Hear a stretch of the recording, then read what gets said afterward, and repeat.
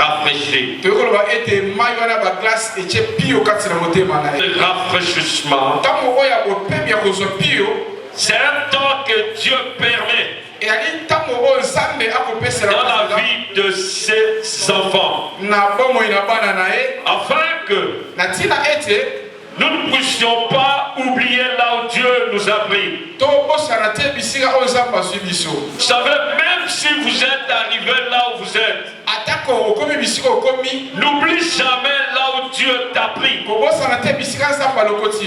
Parce qu'il y a un témoignage. Et ce témoignage doit servir d'exemple aux autres. Ce n'est pas pour rien que Dieu a permis que Moïse soit grandi dans la maison de Pharaon. Il a eu l'occasion d'expérimenter une vie très haute. Mais après un certain moment, quand le Seigneur a vu la souffrance de son peuple, le Seigneur a dit: Moïse, Moïse. Et lui, comme il était déjà habitué à la vie de la magie, parce qu'à l'époque en Égypte, il y avait l'université des enseigneurs, là où ils étudiaient l'art et la magie. Alors que Moïse avait cette occasion. C'est pourquoi devant le magicien de Pharaon, Moïse ne pouvait pas les regarder comme choses étranges. Mais au contraire, puisque Dieu lui avait prévenu, quand tu vas vers Pharaon, il a dit: qu'est-ce qui prouvera que c'est toi qui m'as envoyé? Il lui dit: Moïse, tu lui diras: je suis m'a envoyé. Alors Moïse s'est posé des questions. Oui, je le dirai. Mais connaissant bien Pharaon, il savait qu'il va signer un défi. Alors il a demandé: je lui dirai seulement que tu m'as envoyé. Qu'est-ce que je veux faire? Il dit: mais regarde sur ta main. Qu'est-ce que tu as? Il dit: j'ai une verge. Il dit: dépose ça sur terre. Quand il a déposé, il a vu que sa verge s'est transformé en un serpent. Après, il lui dit: saisis le serpent par la queue. Vous savez, bien aimé, parmi les principes de ceux qui sont habitués à vivre avec les serpents, il est strictement défendu de saisir un serpent par la queue, parce qu'il va vous mordre. Mais Dieu lui a montré. Il dit: puisque tu as le pouvoir sur ces serpents, quand tu ne savais pas que cette verge pouvait se transformer en un serpent, alors saisis-le par la queue. C'était pour lui montrer qu'il avait le pouvoir sur le serpent. C'est comme cela, quand il se retrouve devant Pharaon, Pharaon lui dit: qu'est-ce que tu m'expliques? Il dit: je suis m'a envoyé. Et quand Moïse a essayé de faire ce que Dieu lui a dit, Pharaon a souri. Il a appelé ses magiciens. Il regarde ce qu'il amène. Ces magiciens ont reproduit les serpents. Et les serpents de Moïse a avalé tous les serpents de ce magicien. Et Pharaon est étonné. Il dit, mais c'est pas possible. Moïse récupère son serpent. Le serpent devient une verre sur la main de Moïse. C'est tout simplement nous montrer que la vie que nous avons sur cette terre, c'est une vie de défi. Le diable ne peut pas te laisser libre. Tu ne peux pas vivre simplement la vie chrétienne. Ce n'est pas une vie simple. Alléluia. Je ne sais pas si quelqu'un me saisit. Alléluia. Tu ne peux pas dire je serai un chrétien simple. Ce n'est pas possible. Vous savez pourquoi Christ a dit aux disciples, ne sortez pas de la chambre haute. Alléluia. Ne quittez jamais la chambre haute. Pourquoi? Parce qu'il savait, quand il ira annoncer l'évangile, il y aura des défis sur chacun d'eux. Alors ils ont besoin de la puissance. C'est pourquoi il leur avait dit, vous recevez une puissance. Le Saint-Esprit surviendra sur vous et vous serez mes témoins. Le monde n'a pas besoin que nous présentons. Nous nous présentons comme chrétiens. Mais le monde a besoin de voir Dieu en vous. Alléluia. Amen, amen. Alléluia. Bien-aimé, c'est pourquoi il est important que le temps de rafraîchissement, qui est aussi le temps de la restauration, soit notre temps. Or, si nous regardons très bien, le Seigneur lui-même nous parle ce matin. Il nous dit que le temps de rafraîchissement, ce sont le moment qui va faire afin que Dieu puisse nous ramener à ce qu'il nous a destiné. Alléluia. Alléluia. Gloire au Seigneur. Bien-aimés, par là, nous sommes en train de voir que les rafraîchissements n'épargnent pas la notion du temps. Ça n'épargne pas la notion du temps. Alléluia. Alléluia. Vous savez, parce que Dieu agit dans le temps et dans l'espace. N'est-ce pas que lui-même le dit? Il est Dieu de temps et de circonstances. Alléluia. Alléluia. Puisque Dieu ne suit pas ce que nous lui commandons de faire,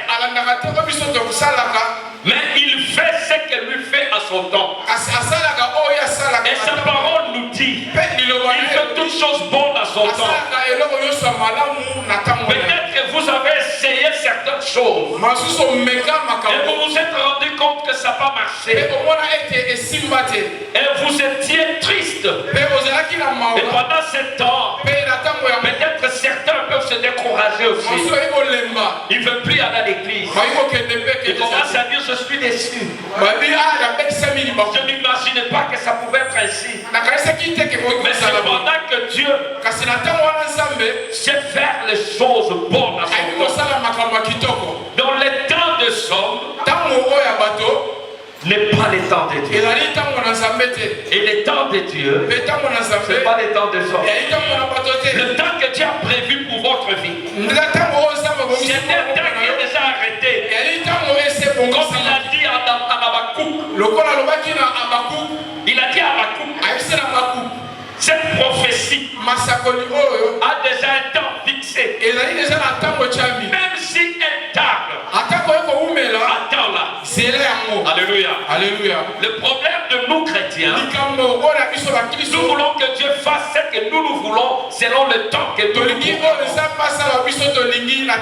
Alors par là, nous cessons d'être enfants de Dieu. Nous voyons l'exemple dans nos propres familles.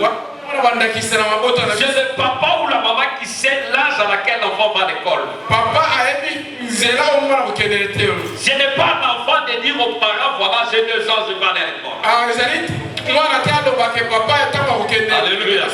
Ce n'est pas un enfant de dire aux parents ce que vous faites. Je veux que vous m'indiquiez ainsi. Non, Dieu reste notre Père. Et par conséquent, nous devons comprendre que Dieu c'est le papa.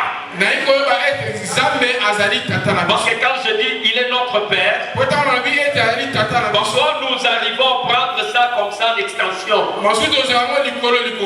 Mais en compréhension, Dieu c'est un papa. Alléluia. Alléluia. De la même manière que ton père, lorsqu'il n'était pas content de tes actes,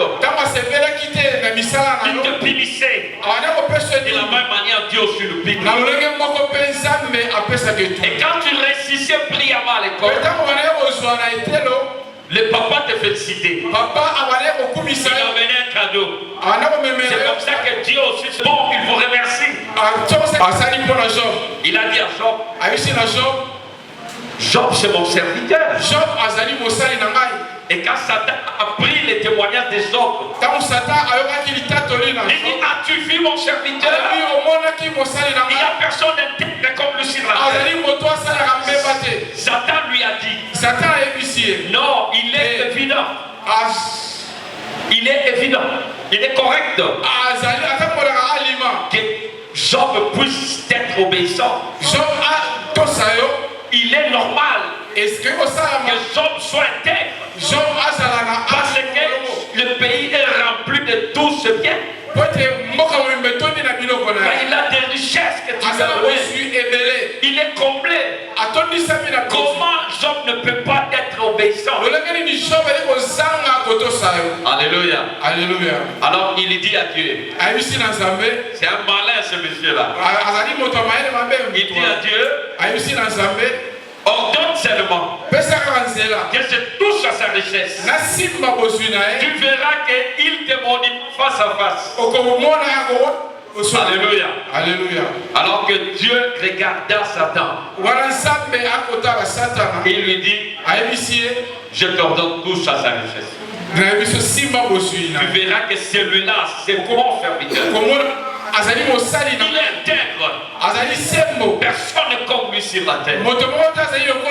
Satan, comme c'est un usurpateur, il va au-delà de ce qu'il s'était convenu. Il a tué tous les bêtes. Il tue les serviteurs de Job. Il détruit les enfants de Job. Il tue même, il va même jusqu'à corrompre sa femme. La femme de Job regarde Job. Il dit, mais Job, tu ne t'es pas assis. Avec toute cette beauté que tu avais, de la manière dont je te connais, la manière dont tu aimais ton Dieu, avec tous les sacrifices que tu faisais, la manière Mais regarde là où Dieu maintenant te laisse. Est-ce que tu peux maudire ce Dieu et mourir? Quel projet maléfique. Vous voyez comment le monde arrive à nous corrompre. Heureusement que Job avait la notion du temps. Il savait que même si j'ai traversé ce temps comme ça, je sais que ce n'est pas encore fini. Même si je vois ma peau sur mes os, même si je ne sais plus supporter ce que je suis en train de subir, je sais que l'Éternel ne m'a pas abandonné. C'est pourquoi il a déclaré, je sais que mon Rédempteur se levera. Alléluia. Alléluia. Bien-aimé, peu importe ce que vous traversez, Dieu veut nous voir toujours fidèles. Dieu cherche en vous la fidélité. Peu importe la dimension à laquelle vous pouvez aller avec Dieu. Peu importe la souffrance que le diable peut vous infliger.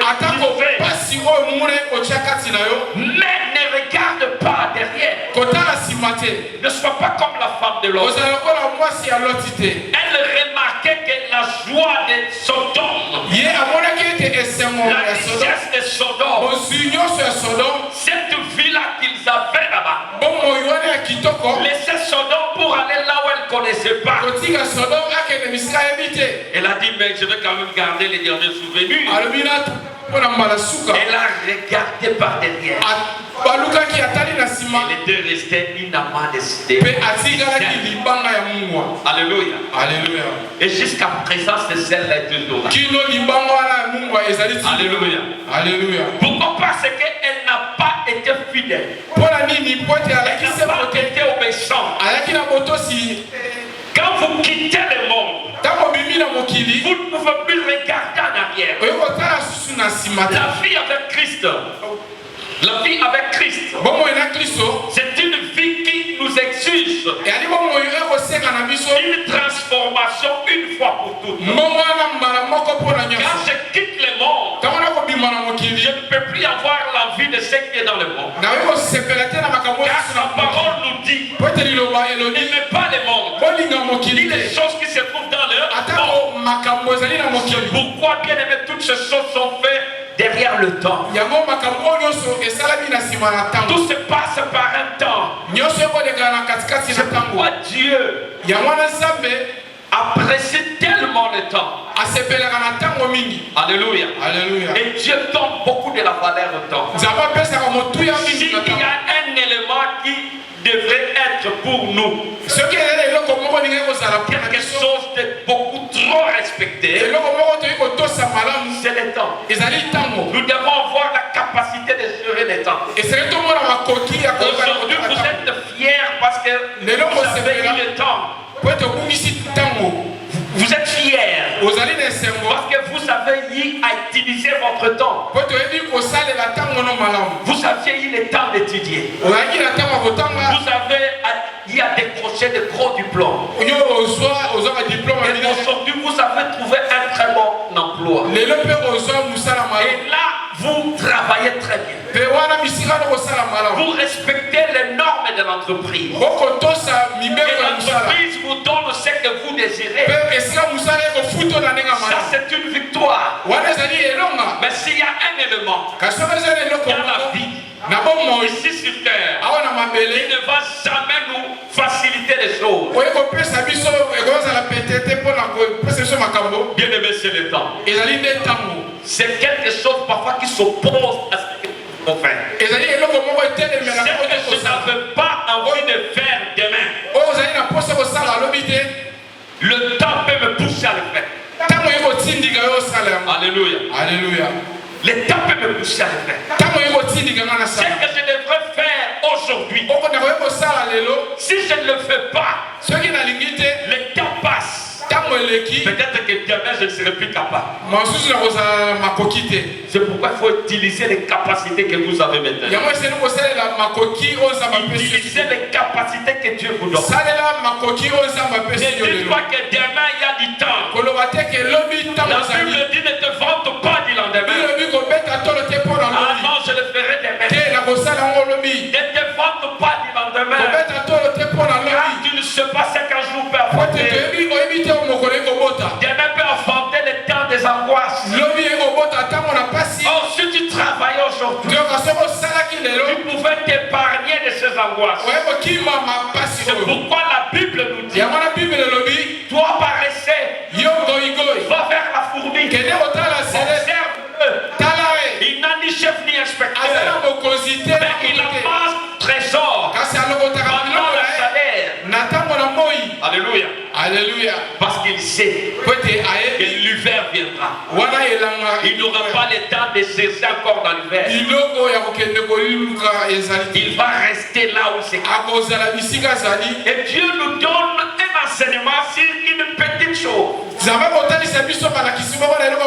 fourmi, bien aimé. Le temps nous est vraiment imparti sur la terre. Il faut savoir utiliser son temps. Parce que Dieu lui-même est le maître de temps et de temps. Il fait toutes choses bonnes à son temps. Il permet des choses dans notre vie. Parfois vous n'avez pas le contrôle de cela. Mais ça arrive. Je m'en souviens bien. Je ne pouvais jamais imaginer que je pouvais perdre ma maman, j'étais encore trop jeune. Alléluia. Alléluia. Et je ne pouvais jamais m'imaginer. Mais le Seigneur en avait décidé. Alors qu'est-ce que je pouvais dire? Alléluia. Alléluia. Vous comprenez comment le temps reste comme un chef. Il ne négocie avec personne. C'est pourquoi je vois Josué. Quand ils étaient en guerre, il a vu que non. Comme le temps avance comme ça, et que nous sommes en train de perdre, je ne peux pas me laisser faire. Sinon nous allons perdre la bataille. Il a quitté le temps des hommes. Alléluia. Alléluia. C'est là je voudrais que nous puissions faire la différence de temps de Dieu et le temps des hommes. Il y a un temps pour Dieu. Et il y a un temps pour nous. C'est ce que Dieu permet dans notre vie. C'est pour voir comment nous allons gérer notre temps et les circonstances. Il y a parfois les choses qui arrivent dans ta vie. Quand tu observes très bien la chose, il faut se poser des questions. Seigneur, ça vient de toi. Si c'est toi, alors que ton nom soit glorifié. La Bible dit rendez compliment à Dieu des actions de grâce. Sur toutes circonstances. Car telle est la volonté de Dieu à votre égard. Alléluia. Alléluia. Il y a quelqu'un dans la vie qui s'est posé beaucoup trop de questions. Quand il a vu son fils mourir, cet homme-là était serviteur de Dieu. Il a dit au Seigneur, pourquoi as-tu permis cela? Où étais-tu quand mon fils était en train de rendre l'âme? Le Seigneur lui a rien dit. Alléluia. Alléluia. Il a entendu un moment quand cette chaleur-là de choc, la chaleur de choc dans son cœur a commencé à diminuer. Maintenant le Seigneur commence à parler avec lui. Il dit mon fils, est-ce que moi je ne peux pas aussi moi me poser la question de savoir quand mon fils était à Golgotha, n'est-ce pas qu'il a crié où j'étais? Alléluia. Alléluia. Si j'ai permis à mon fils, mais ce qui a été déjà décidé par Dieu ne pouvait pas être révoqué. Il aurait fallu que Sodome soit consumé. Et le Seigneur a eu pitié d'abord. Il a enlevé son œil. Alléluia. Alléluia. Ça c'est une grâce. Mais c'est que nous devons savoir, bien aimé. Il y a un temps dans notre vie, lorsque les choses ne marchent pas bien, lorsque vous sentez que non, ça ne va pas, je suis au bout, je sens que je n'en peux plus, tu dois regarder vers le Christ. Et pendant ce temps, tu dois quitter les temps des hommes. Faire comme Josué. Depuis les temps anciens, la science nous révèle que les soleils ne bougent pas. C'est la terre qui tourne autour. Mais il a dit arrêtez les soleils. Alléluia. Alléluia. Pourquoi il a arrêté les soleils? C'est que la science quelque part nous a menti. Josué a dit au soleil de s'arrêter. Et cela a été fait. Et c'est la chose qui a permis aux enfants d'Israël de récupérer la victoire. Bien aimé, il y a une victoire qui a été programmée pour votre vie. Je parle à celui qui sent qu'il est au bout. Il y a une victoire que Dieu t'a réservée. Tu dois quitter les temps de son. Entrer dans les temps de Dieu. Alléluia. Alléluia. Les temps de Dieu. Dans les temps de Dieu, la nature du temps ne reste pas le même. Est-ce que vous savez qu'il n'y a pas de calendrier au ciel? Alléluia. Alléluia. Il n'y a pas de pendule au ciel. Là, il vit dans l'éternité. C'est ici sur la terre, il y a les calendriers. Il y a l'horloge, comme je vois devant moi. Là-bas, ils vivent dans l'éternité. Alors que, bien aimé, si on te donnait l'éternité sur la terre, je réaliserais beaucoup de choses. Parce que ce n'est pas un temps de son. Alléluia. Alléluia. Alors nous devons savoir que le temps de rafraîchissement, ce n'est pas le temps de son. Quand les hommes seraient en train de faire des calculs sur ta vie, cette personne ici ne va pas travailler. Lui ne réussira jamais. Cette femme-là ne mettra jamais au monde. Pendant que le féticheur est en train de prédire le mal contre toi, il oublie qu'il y a un temps de Dieu. Alléluia. Et dans le temps de Dieu, si vous le comprenez que vous entrez dans ce temps, vous serez capable d'arrêter le monde. Vous allez arrêter le monde. Quand je dis arrêter le monde, je suis en train de parler des systèmes de ce monde. Alléluia. Les systèmes de ce monde, c'est le système de ce monde. Alléluia. Alléluia. Vous allez voir les gens qui sont dans le monde. Parfois vous pouvez l'envier. Mais lui te dira, non, moi je vais être comme toi. Mais quand tu regardes l'Afrique humaine, par rapport à ta vie, il n'y a pas d'égard. Alléluia. Alléluia. Mais il t'a vu pourquoi? Il sait que toi tu dors paisiblement. Tu n'as problème à personne. Tu ne racontes à personne. Mais il ne dorme pas. Alléluia. Alléluia. J'avais un mécanicien. Quand je partais souvent à la ferme vers le plateau, il était ami d'un grand musicien ici chez nous. Il dit un jour il est parti le voir. Il le trouve en train de mélanger de whisky. Il dit mais pourquoi tu fais ça? Ça va te tuer. Il lui dit non. Tu c'est nous, on travaille avec les démons. Alléluia. Alléluia. Dit nous travaillons avec les démons. Et ces démons-là, ils sont tellement embêtants. Il dit quand tu restes calme, tu es normal. Tu ne vas pas trouver sommeil. Parce que quand tu veux dormir, le pays te parle là-bas. Il te demande de faire ceci ou cela. Alléluia. Alléluia. Alors il dit à cet ami-là, c'est la raison pour laquelle nous prenons de drogue, nous mélangeons de whisky comme ça. La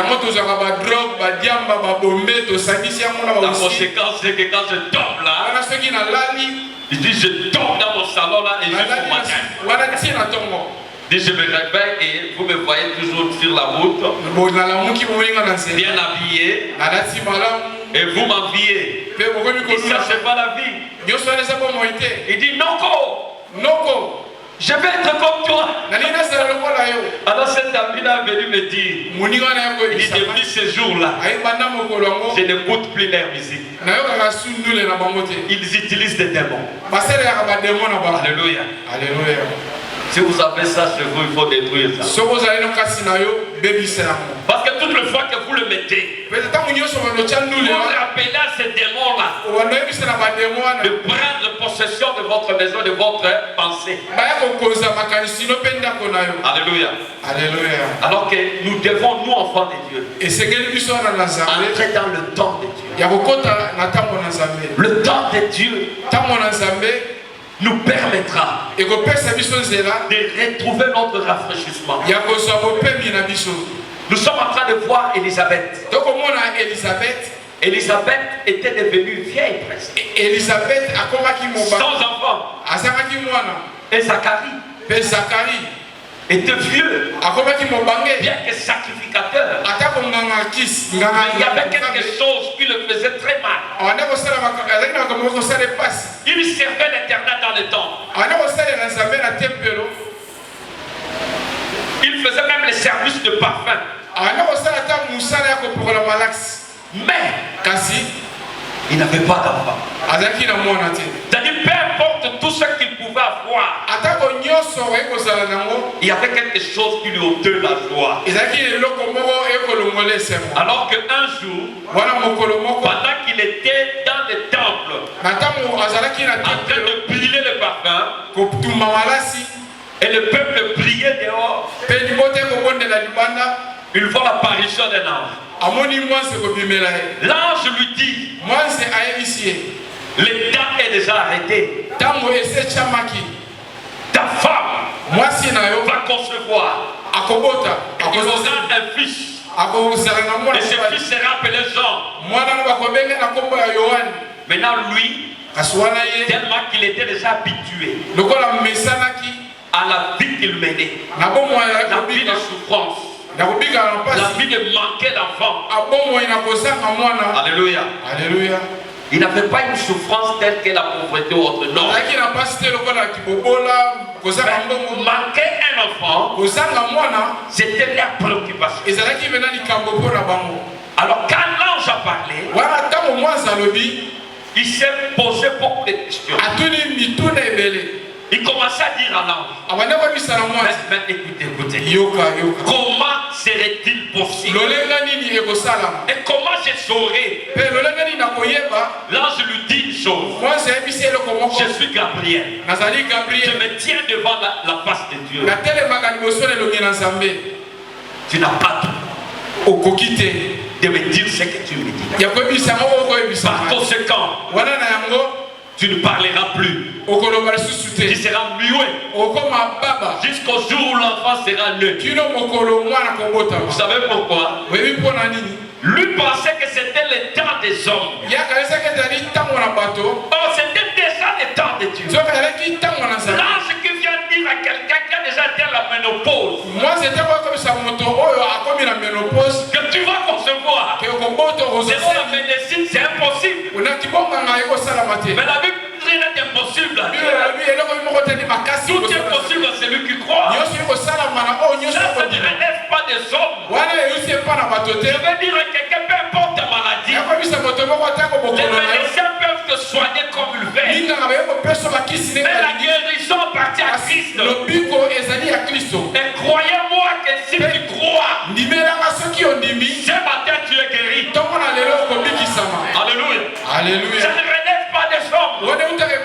Encore moins de moi-même. Encore moins de moi-même. Alléluia. Alléluia. Moi, je ne peux pas décider sur ta vie. C'est que Dieu a arrêté pour toi. C'est ce que tu vivras. Alors que lui voulait s'opposer à la parole de l'ange. L'ange avait reçu la mission de Dieu.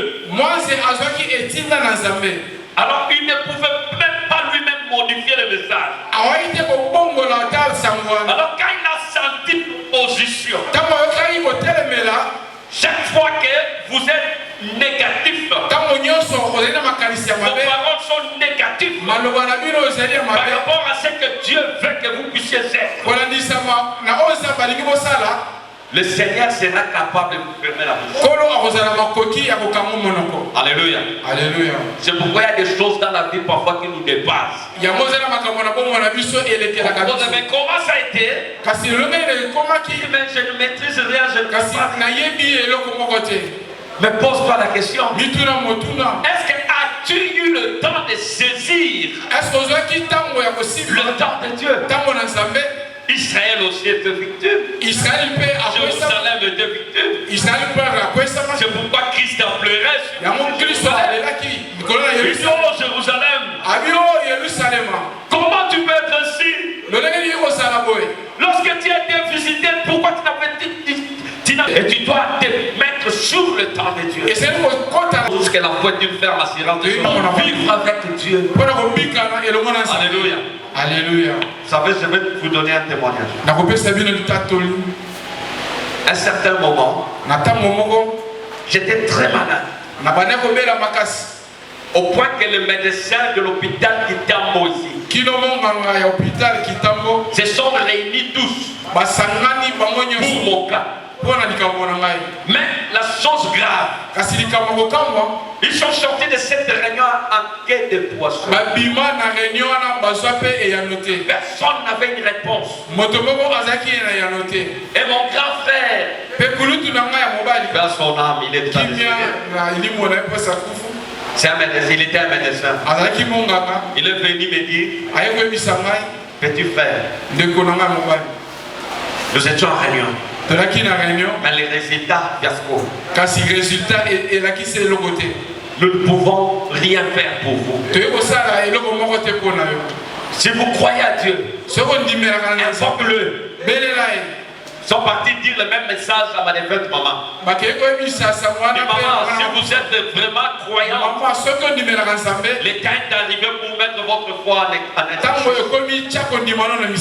Alors, j'étais interné quelque part. J'ai tourné comme Ézéchias. J'ai regardé le mur. Les larmes coulaient de mes yeux. Je dis Seigneur, je sais une chose. Même si je suis ignorant de beaucoup, pense à moi. Quand je suivais les malades dans des hôpitaux, n'est-ce pas que sur ce main tu as guéri les malades? Tu as utilisé mes mains. Passe à moi. Passe le fisc à mes pieds. Je t'ai servi. Ne me laisse pas comme ça. Je crois que tu vas agir. Parce que les hommes ne peuvent plus rien faire pour moi. Et les larmes ont coulé la même semaine. Arrivé samedi, j'ai reçu des sœurs. Ils sont venus me visiter. L'une d'elles commençait à m'exhorter. Elle m'a dit, la vie et la mort sont au pouvoir de la langue. Celui qui en aime mangera les fruits. Il dit frère, tu n'as encore rien fait sur la terre. Pourquoi tu veux mourir? As-tu parlé à Dieu? Moi j'ai regardé, je ne pouvais pas répondre. Alléluia. Quand elle m'a parlé ainsi, j'ai pensé à ma prière que je venais de faire. Alors, ils ont commencé à prier. Et pendant qu'elle priait, toutes les deux, L'une d'elles a sorti une prophétie. Mon fils, je reviendrai vers toi demain et je te guérirai. Là c'était un samedi à 16h pile. Les dimanches maintenant, je vis le bandit devant moi dans la chambre où j'étais. J'étais en train de regarder seulement le bandit. 16h. Je vois quelqu'un entrer dans la chambre. Il dit, il y a quelqu'un qui te cherche. Et qui es-tu? On me dit, c'est une femme. Une maman. Il dit, ok, qu'est-ce qu'elle veut? Non, mais elle a besoin de te voir. Mais je n'ai pas la force de marcher. On est parti lui dire ça. Mais cet homme-là n'a pas la force de marcher. Cette maman a insisté. Dites-lui de venir. Bien aimé, je me suis forcé de quitter les chambres. C'était le temps de Dieu. J'ai touché le mur. Bien que la vision n'était pas très claire. J'ai touché le mur. Je suis sorti. J'arrive là où elle était. Elle était comme un militaire. Elle ne négociait pas avec moi. Elle m'a dit, mets-toi à genoux. Alléluia. Alors je me suis mis à genoux. Elle a soulevé la main. Elle a parlé en Tilubakati. Et j'ai retenu le mot qu'elle avait parlé.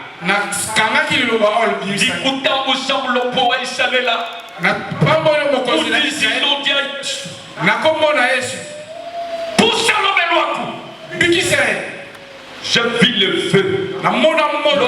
C'est le feu. Je vis le feu descendre du ciel. Pas un petit feu, un grand feu qui est tombé sur ma tête. Et je suis tombé par terre.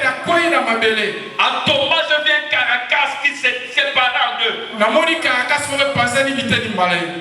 Je me suis relevé. Elle m'a pris à la main. Elle m'a embrassé. Elle m'a dit, le Seigneur t'a guéri. Mais le Seigneur me dit ceci. Tu vas aller prier à Bosenge 37. Il y a une église là-bas. C'est là où Dieu veut te rencontrer là-bas. Ton rendez-vous est déjà arrêté. Bien-aimé. Elle est sortie, elle est partie. En sortant, elle m'a dit, fais ce que Dieu t'a dit. Il m'a sorti de Kissouk en retraite. Je rentre là où il m'avait fait sortir. Et un certain dimanche, je suis allé chercher l'adresse.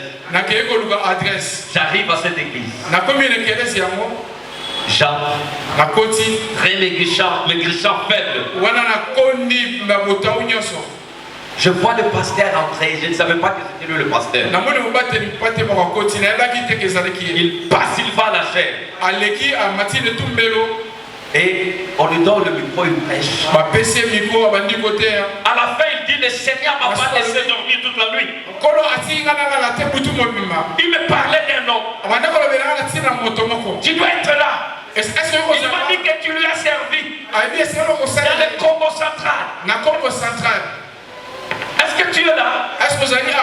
Il a dit au protocole, fermez la grille là. Personne ne sortira d'ici. Je ne veux plus passer encore la nuit à la belle étoile. Dieu m'a sorti de mon lit encore de 7 ans. Alors j'étais là en train de regarder. J'ai eu peur. Après il dit, lève-toi là. Je me suis levé. Il m'a regardé. Il dit, viens ici. Je suis allé à la chaîne. Je vois il me fait beaucoup d'accolades. Il me dit, Dieu m'a donné des instructions sévères. Bien aimé, chaque dimanche, je prenais beaucoup d'argent dans cette église. C'est ce que Dieu lui a dit. Tu dois lui équiper. Il doit bien manger pour retrouver sa santé. Alléluia. Regarde comment Dieu est bon. Entrez dans le temps de Dieu. C'est que vous êtes en train de déplorer aujourd'hui. Vous n'allez plus les déplorer. Ce qui te fait pleurer aujourd'hui ne te fera plus pleurer. Ce qui te fait regretter va s'arrêter aujourd'hui. Et le Seigneur va te donner une nouvelle vie. Parce qu'il a réservé une gloire. Bien-aimé, la dimension de ta souffrance détermine la montée de la gloire en vitesse. C'est pourquoi il ne faut pas te faire. Ne te tue pas. Ne mets pas de limitation sur ta vie. Il y a des gens qui ne savent pas du tout parler. Quand ils parlent de sa vie, c'est comme s'ils parlaient de la vie du voisin. Mais non, ce n'est pas possible.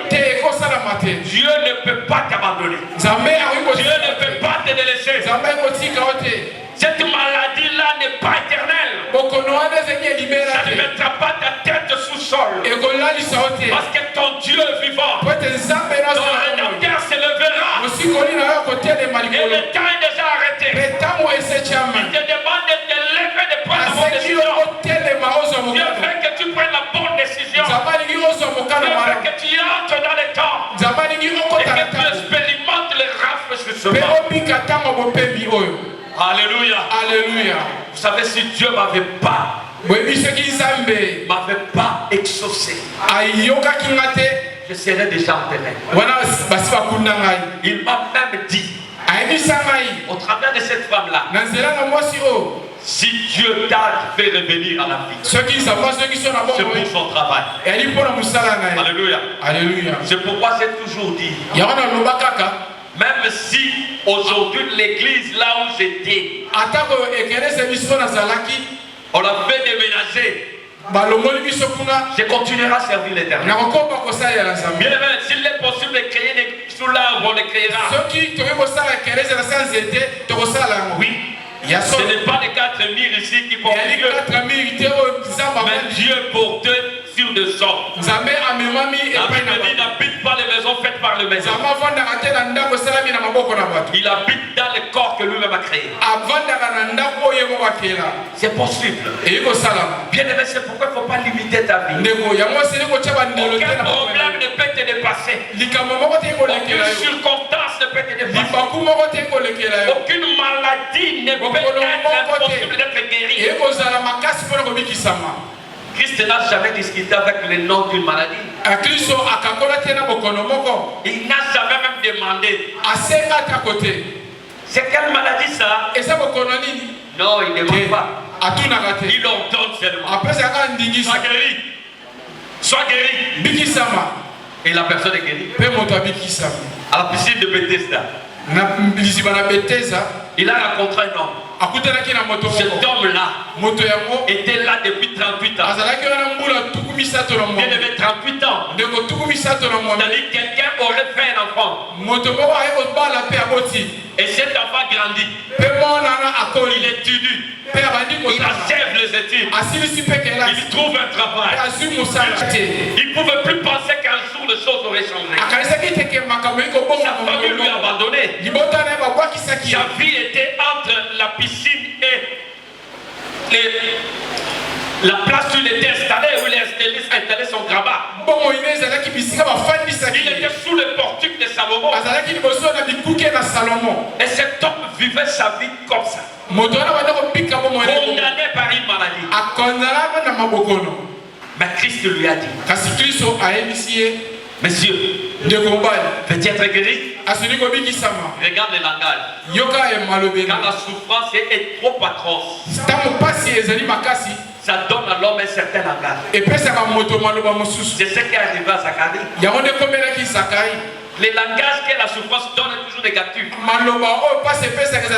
Je chasse cela dans ta vie au nom de Jésus. Cette parole négative ne doit pas se faire.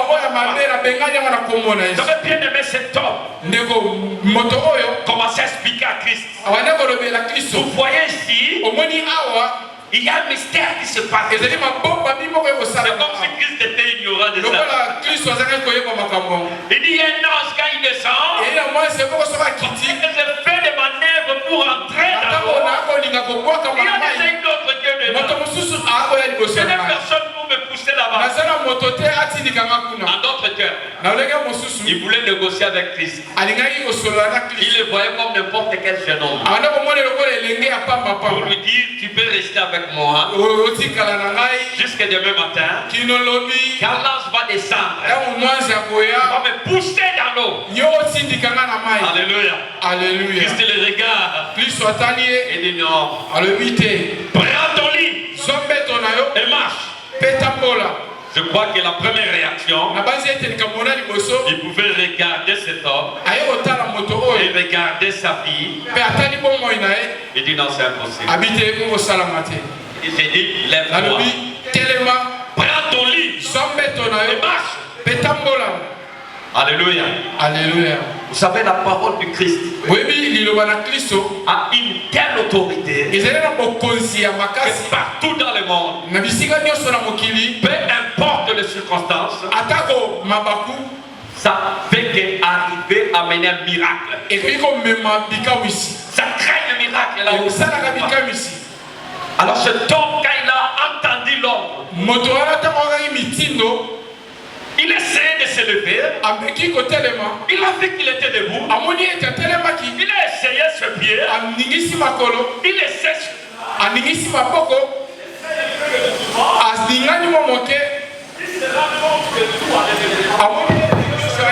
Alors cet homme, il a récupéré son lit. Il s'est chargé de cela. Et il commence à courir. Alléluia. Et ceux qui le voyaient ne s'attendaient pas du tout que c'était lui. Alléluia. Cela veut dire tout simplement. Vous savez, vous vous appuyez à votre souffrance. Il y a des gens même qui ont changé de langage. Ils disent, ah, ma souffrance ici. Ah, cette maladie qui est... Alléluia. Alléluia. Depuis quand cette maladie devient... Depuis quand les souffrances deviennent ta souffrance. Bien-aimé, Dieu ne te veut pas dans cette casquette. Il ne te fait pas dans cette tenue-là. Dieu veut que tu sortes de langage. Que tu aies un langage positif. Afin d'entrer dans le réfléchissement. Car il faut que le temps de rafraîchissement te rattrape. Mais cela demande ta déclaration. Tu dois déclarer les bonnes choses. Tu ne dois pas vivre comme n'importe qui. Sais-tu que tu es enfant de Dieu? Sais-tu que le ciel peut se mobiliser à cause de ta cause? Est-ce que tu sais que Dieu peut tuer tout un village à cause de toi? La Bible dit que tu as du prix aux yeux de Dieu. Même les gens se sont rejetés. Mais Dieu est avec toi. Sois encouragé. Grandis avec ta foi. Grandis avec ta foi. Tu auras le miracle de Dieu. N'est-ce pas qu'il est écrit? Si tu crois, tu verras la gloire. Est-ce que quelqu'un a compris ce matin? Que l'Éternel nous bénisse.